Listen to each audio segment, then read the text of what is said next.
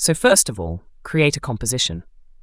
We're going to require a transparent PNG of the subject and a green screen paper crumple video, link to which is in the description. After putting the media into composition, make sure that the PNG image is above the paper crumple video. Now click on the image layer and press S on your keyboard and change the scale of the image so that it fits into the green screen properly. Now right-click on the source name, go to Columns and make sure that the Modes option is ticked.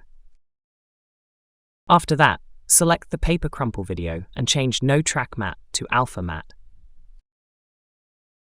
Go to Effects, search Keylight and drag Keylight 1.2 onto the paper crumple clip. Click on the color picker and pick the blue color. Click on the image layer and duplicate it by pressing Ctrl D. Now select the image and video layer and pre-compose them.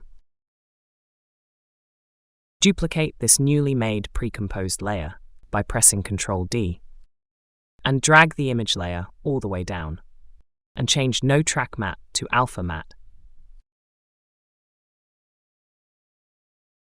Drag Keylight 1.2 onto the top pre-composed layer.